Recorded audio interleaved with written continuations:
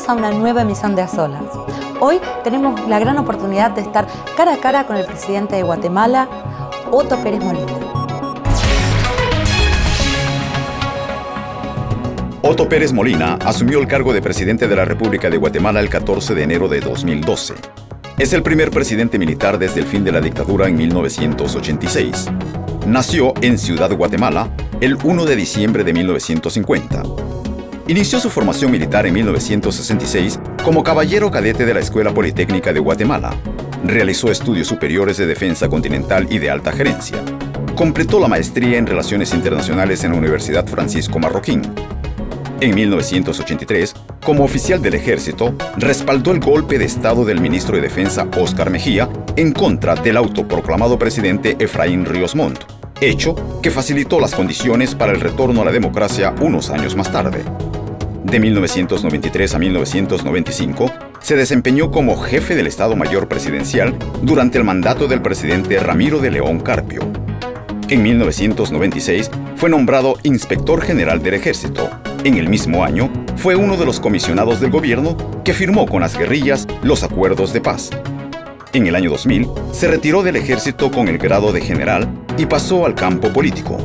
Con el Partido Patriota, fundado en 2001, se presentó a las elecciones presidenciales de 2007 disputadas con Álvaro Colom. En 2011, ganó las elecciones presidenciales en la segunda vuelta y ascendió al mando del país. Bueno, ahora sí, entonces vamos a comenzar. Antes que nada, señor presidente, permítame darle las gracias por esta oportunidad que nos está concediendo, por estar hoy aquí con nosotros conversando en nuestro programa. No, a usted muchísimas gracias por darme esta oportunidad y hablar temas que nos interesan aquí en Guatemala, en la región centroamericana, en toda América Latina y yo diría en todo el mundo. Usted ya ha tenido tiempo suficiente como para familiarizarse en profundidad con su cargo. ¿En qué aspectos lo que ha encontrado difiere de lo que esperaba cuando estaba ya, digamos, postulándose? Bueno, realmente yo tenía un conocimiento por los antecedentes, digamos, un poco claro de lo que me esperaba al llegar a ser gobierno. Tuve la oportunidad de estar cerca por lo menos de dos presidentes. Estuve con el presidente Ramiro de León en el año de 1993 en una fase muy crítica en el país, que hubo un rompimiento constitucional y bueno, él llegó electo por el Congreso de la República a terminar el periodo. Yo estuve muy cerca acompañándolo a él. Y luego en el 2004, ya retirado del ejército, tuve la oportunidad de participar con el presidente Berché. Yo ya tenía la formación del partido nuestro y participamos en una alianza con ellos y estuve muy cerca también para conocer. Estuve en el Congreso de la República también, fui electo para el periodo 2004-2008 y eso me permitió conocer más de cerca la misma realidad y conocer la problemática a fondo del país. Obviamente, tal vez el principal problema que uno va a enfrentar es la conformación del equipo. Y luego no solo la conformación del equipo, sino hacer que ese equipo funcione. Más desafío por ahí. Exactamente. Claro. Y que vaya y que arranque y que estén comprometidos para seguir las líneas. Y que no aflojen. Y que no, sí, y que quisiéramos que las cosas sean más rápidas, pero entendemos que son procesos y que lleva su tiempo. Las maquinarias que tienen los gobiernos normalmente son difíciles de que avancen en los programas, que uno quisiera a veces más celeridad en las cosas, pero yo creo que eso es tal vez lo que más he sentido ahorita, pero pues era de esperarse y estamos haciendo nuestro mejor esfuerzo para impulsar y para comprometer a la gente de que realmente los guatemaltecos hoy están esperando resultados, ya no más discursos. Lo que quieren son respuestas a los principales problemas y ese es el compromiso que nosotros tenemos. Ahora, ¿cuáles diría usted que son los sectores que merecen mayor atención, que han de ser resueltos hoy? Bueno, yo diría que el tema de la seguridad es un tema importantísimo. Y yo estoy consciente que la votación mayoritaria que yo tuve en las elecciones fue porque los guatemaltecos confían en que yo puedo solucionar en parte el tema de la seguridad. Así que estoy clarísimo en ese mandato, estoy personalmente comprometido, me reúno todas las semanas con el ministro de Seguridad, el ministro de la Defensa, con los equipos de cada uno de ellos para revisar qué hicieron en la semana, qué tienen preparado para la siguiente semana, qué resultados han dado, qué programas nos están avanzando, en dónde tenemos problemas para resolverlos directamente. Ese es un gran tema, el tema de la seguridad hoy en nuestro país. Pero a la par, pues hay otros grandes temas, ¿no? El tema del desarrollo económico de nuestro país es un tema importantísimo. Y ahí nosotros dimos pasos importantes. Hicimos un pacto que nosotros le llamamos el pacto fiscal, que fue una propuesta que yo había hecho. Y aquí, en menos de 30 días, logramos algo que no se había hecho en años en nuestro país, que fue aprobar una reforma tributaria. Claro, eso quería preguntarle porque, bueno, hablando, digamos, así como es, en general, reformas de ese tipo están muy lejos de ser populares, por no decirlo de otra forma, ¿no?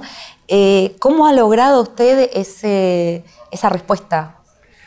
Bueno, la verdad creo que primero estaba consciente que lo tenía que hacer en los primeros días del gobierno. Es decir, por eso le puse toda la atención y la dedicación en el primer. Luego hicimos el proceso, lo socializamos. En 15 días tuvimos reuniones intensas con todos los sectores organizados de la sociedad guatemalteca para hacerles conciencia de por qué era necesario hacer una reforma tributaria. Teníamos una de las cargas tributarias más bajas de toda Latinoamérica y que era importante tener más recursos para darle respuesta a las demandas del país. Y afortunadamente logramos con una mayoría calificada en el Congreso. De 158 diputados, 120 votaron a favor de la reforma tributaria. O sea, solo a través de una cuestión de comprensión, digamos, de buena voluntad. Así es, yo así lo veo, fue el llamado a la conciencia de los guatemaltecos y de los diputados que teníamos que hacer esa reforma tributaria. Pero hay otro componente de ese pacto fiscal. Uno es la reforma tributaria, el otro componente es luchar por la transparencia. Y yo me comprometí antes del 15 de marzo de presentar 11 leyes, 7 reformas a leyes existentes y 4 leyes nuevas que nos ayuden a luchar con la transparencia y en contra de la corrupción, y ya las presentamos y esperamos que el Congreso pues haga lo más pronto posible su discusión y su aprobación. Y un tercer componente en el mismo pacto fiscal es el desarrollo económico, sobre el cual estamos haciendo nuestro mejor esfuerzo para invitar a las inversiones a nuestro país, para que se generen oportunidades de empleo y sea la mejor forma de luchar en contra de la pobreza. Usted ha dado compromisos así muy concretos en el sentido, o sea, en lo que respecta al desarrollo económico. Además de la inversión extranjera, ¿en qué apuesta? Digamos, ¿en qué se basa, por usar una palabra menos arriesgada? Sí, yo diría que además la inversión extranjera es importantísima, pero además de eso, nosotros le apostamos mucho a que el crecimiento económico de nuestro país también pasa por el crecimiento del área rural. Y aquí estamos trabajando en la economía campesina, en la economía de que hoy tenemos una gran parte del área rural que está viviendo con una agricultura de subsistencia y estamos destinando programas para ser capaces de lograr que pasen de la subsistencia a la excedencia y que eso les permita vivir con dignidad y romper ese círculo de la pobreza. Así que le apostamos nosotros también al tema de la economía campesina y por supuesto a las inversiones privadas en el área rural. En lo que, bueno, como usted bien decía, también otra prioridad en su postura, digamos, con respecto a lo que es necesario hacer, es la cuestión de la seguridad, la cuestión de elevar los niveles de seguridad. Cuéntenos qué medidas ya se han tomado o han de tomarse para alcanzar resultados más efectivos de lo que ha sido, digamos, anteriormente. Bueno, una serie de medidas que hemos implementado desde los primeros días. Hemos creado 6 fuerzas de tarea. Y al hablar de fuerzas de tarea, son fuerzas de tarea interinstitucionales, donde participa la Policía Nacional Civil, participan los servicios de inteligencia, le hemos pedido al Ministerio Público que participe, hemos pedido al Ejército que participe también donde es necesario, y a los sectores que son afectados, por ejemplo en extorsiones, tenemos una fuerza de tarea contra las extorsiones, contra el sicariato, por supuesto, contra el narcotráfico, contra los secuestros. Y creo que los resultados en los primeros 3 meses han sido bastante satisfactorios. Nos falta muchísimo que hacer, mucho camino que recorrer, pero hemos empezado a tener buenos resultados.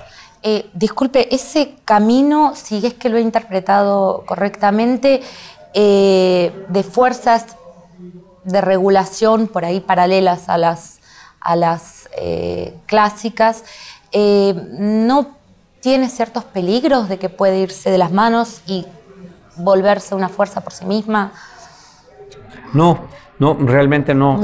Están bajo el control del Ministerio de Gobernación, están bajo el control del Poder Civil y hay un responsable en cada una de esas fuerzas de tarea. Es decir, llegan diferentes instituciones porque son interinstitucionales, pero hay un coordinador que es el responsable de responder de lo que ellos están haciendo. Con ellos me reúno yo todas las semanas también para ver qué avances han tenido. Aparte de eso, hemos impulsado, y el compromiso que yo ya estoy llevando a cabo es que vamos a hacer crecer en los próximos 4 años en 10.000 efectivos la fuerza de la Policía Nacional.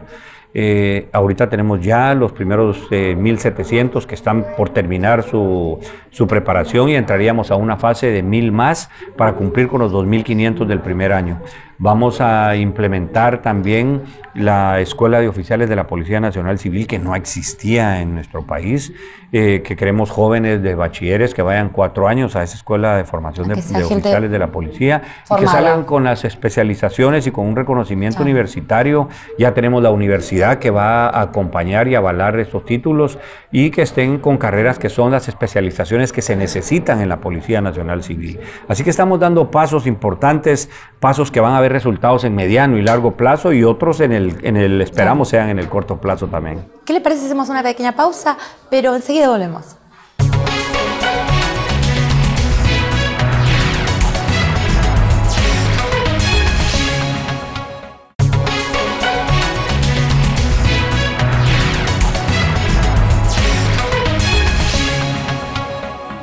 Y ahora sí, seguimos conversando con el presidente de Guatemala. Bueno, uno de los factores que indudablemente provoca criminalidad en América Central, sobre todo, es el tema narcotráfico, indudablemente. Totalmente.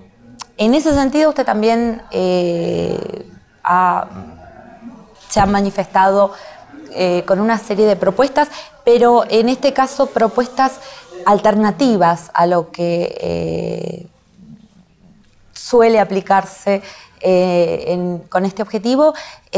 Bueno, usted mismo lo decía, las medidas tradicionales no funcionaron en todos estos años, tenemos que buscar nuevos caminos. ¿En qué se basó por ahí a la hora de idear este otro camino para pensar que es precisamente ¿es esta la estrategia adecuada? Bueno, yo le quiero contar que, y ya lo he dicho, ¿no? A mí me tocó hace 20 años, estando como director de inteligencia, hacer la lucha contra el narcotráfico.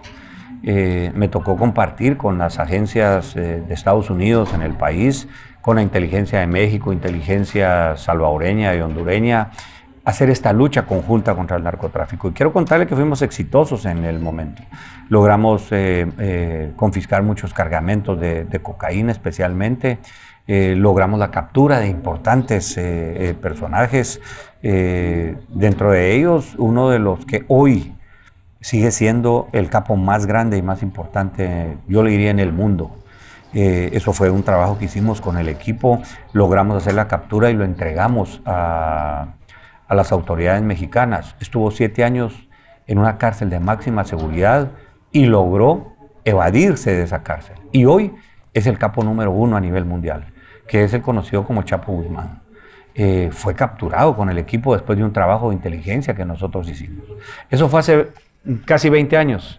20 años después llego yo de presidente de la República y encuentro que ha aumentado y ha crecido la violencia, el crimen, el tráfico, la producción, el consumo y la guerra que hemos llevado en todos estos años no ha tenido los frutos que nosotros queríamos. Yo más bien le diría que es una guerra que, para hablarlo con toda la franqueza, está fracasando.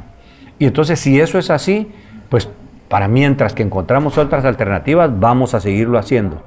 Y en estos 3 meses hemos sido otra vez exitosos, pero tenemos que poner sobre la mesa la capacidad de dialogar y encontrar nuevas rutas que sean efectivas para frenar este flagelo del narcotráfico que nos está afectando aquí en Latinoamérica, pero yo diría en el mundo entero.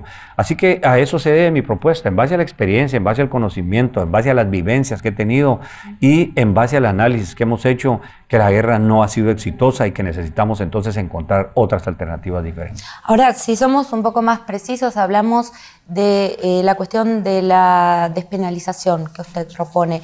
¿De qué forma esa propuesta puede resultar una herramienta exitosa para luchar contra el narcotráfico? Pero yo la propuesta que hoy traigo a la Cumbre de las Américas, y es una propuesta que esperaría que sí fuera recogida, es la invitación al diálogo a los jefes de Estado, a los líderes en el ejercicio del poder. Porque esto se ha hablado con los expresidentes, con organizaciones no gubernamentales, con centros académicos en donde ellos se han atrevido a hablar, a decir y a hacer propuestas. Pero creo que esto deberíamos de enfrentarlo los jefes de Estado, los líderes en el ejercicio del poder. Es un tema que no podemos seguir evadiendo. Yo creo que la hora del diálogo ha llegado y la hora de buscar nuevas rutas en contra del narcotráfico también ha llegado. Y esa es la invitación que yo traigo hoy a la Cumbre de las Américas. No necesariamente a que hablemos solo de la despenalización, porque si hablamos solo de la despenalización o la regularización, hay países que de entrada se manifiestan en que no están de acuerdo. Pero si llamamos al diálogo, a un diálogo abierto, a un diálogo franco, a un diálogo que esté respaldado con estadísticas, con datos, con análisis de diferentes casos que se han dado, incluso en donde se ha despenalizado, qué resultados han tenido, y que ese grupo de expertos sea capaz de trasladarle esta información a los jefes de Estado, creo que por ahí podemos empezar a caminar para encontrar soluciones importantes en un corto plazo y no seguir con lo mismo que hemos venido haciendo por los últimos 40 años y que yo le diría no ha dado los resultados, más bien va camino hacia el fracaso.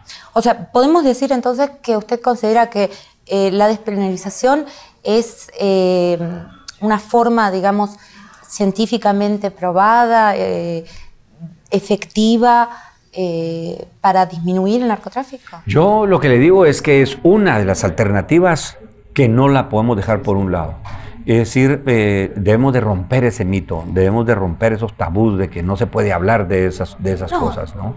Yo creo que es importante hablarlo y que lo hagan los jefes de Estado, los que están en el ejercicio del poder, porque son los que van a tomar las decisiones. Entonces, a eso es a lo que yo estoy invitando, ¿no? Y no quiere decir que estemos cerrados únicamente con la despenalización o con la regularización. Puede ser que salga alguna otra ruta que pueda ser más adecuada. Bueno, y nosotros estamos dispuestos al diálogo, pero seguir haciendo más de lo mismo y querer esperar resultados diferentes, yo creo que eso no... Ahora, ¿cómo evalúa usted los riesgos, la posibilidad de riesgos de esta medida en caso de que se tome? Okay. Es una medida Mire, fuerte. Primero el riesgo que deberíamos de evaluar es de lo que hemos estado haciendo. Y el riesgo está clarísimo en eso. No se ha disminuido el consumo, no se ha disminuido la producción y no se ha disminuido el tráfico. Ese es el riesgo que tenemos ya en lo que estamos haciendo. Ahora, con lo otro, asumir otros riesgos, sí. Estoy claro también que hay otros riesgos, en donde en algunos casos dice se puede aumentar el consumo, en otros casos se necesitan muchos recursos para atender un problema que es de salud, más que un problema penal, como es el que está consumiendo una droga. En lugar de penalizarlo a él, habría que ver cómo se le atiende con mecanismos de salud. Y por otro lado, habría que invertir muchísimo en programas de prevención y en programas de educación. Yo creo que esos son... ¿No es contradictorio, por un lado, decir esto es legal y por otro lado hacer programas de educación que digan no hagas esto? No, yo diría que no es contradictorio. Es decir, es más bien en lugar de contradictorio es complementario, porque la regularización... No lo hagas, pero puedes hacerlo. No, la regularización lo que quiere decir es que tampoco es que estamos nosotros de acuerdo en que se va a estar vendiendo cocaína en cada esquina o en cada tienda o en cada lugar en un supermercado, sino que eso tiene que estar regulado. Y ahí es en donde tienen que haber un acuerdo entre todos los países. Por eso es que no puede ser una propuesta de un solo país, no puede ser algo que tome unilateralmente un país, sino que aquí tiene que estar la región completa de acuerdo para poderlo hacer. Pero la regularización no quiere decir liberalización. Liberalización sí quiere decir hay producción, hay tráfico y hay consumo como se quiera hacer y se expende donde se quiera y no hay nada que lo regule. No, no vamos sobre ese camino. Creo que ese sería el otro extremo que tendríamos y ahorita estamos en el otro extremo que es el prohibicionismo. Usted ha hablado mucho de de la necesidad de aumentar la presencia de Guatemala en el mundo, de cambiar la imagen de Guatemala. ¿Qué Guatemala le gustaría que vieran otros países? O sea, ¿qué imagen le gustaría que tuvieran otros países? Sí, como no, yo la verdad vamos a hacer nuestro mejor esfuerzo en los próximos 4 años para que Guatemala sea conocida como un país amigable, un país en donde se puede invertir, un país que tiene reglas claras, un país que lucha a favor de la transparencia, un país que lucha por su seguridad y porque la pobreza no siga creciendo en nuestro país. Además de eso, un país con una cultura milenaria, la cuna de la civilización maya, en donde precisamente ahora el 21 de diciembre de este año se va a finalizar toda una era y vamos a ser testigos del inicio de una nueva era de los mayas, que en total son más de 25,000 años. O sea, esa es la Guatemala que yo quiero que se conozca, una Guatemala en paz, una Guatemala que es un país previsible, con reglas claras, que se puede invertir y que se puede ir a conocer las bellezas que tiene. Como usted bien sabe, en el 2010 su predecesor visitó nuestro país, de alguna forma haciendo un énfasis en el interés de Guatemala por desarrollar sus relaciones con Rusia. De hecho, estuvo en nuestro canal, en nuestro estudio. Planteémoslo así, ¿podemos tener lugar, digamos, dejarle lugar a la esperanza de ser honrados por su presencia durante estos 4 años? Bueno, yo esperaría, sí, a mí me encantaría tener la posibilidad de poder visitar a Rusia, me encantaría. Además, yo que he tenido ya comunicación con el embajador allá en 3 oportunidades, hemos platicado personalmente, creo que hay oportunidad también para la inversión de Rusia en Guatemala y nosotros lo vemos con mucho optimismo, las relaciones que se puedan ir fortaleciendo y ojalá tenga la oportunidad de visitar a Rusia también en el periodo que nos queda de los 4 años. Bueno, vamos a estar esperándolo entonces. Muchísimas Digamos gracias. Que no es un compromiso, pero es una intención y muy buena intención de poder estar allá. Bueno, una vez más, muchísimas gracias. Gracias a ti.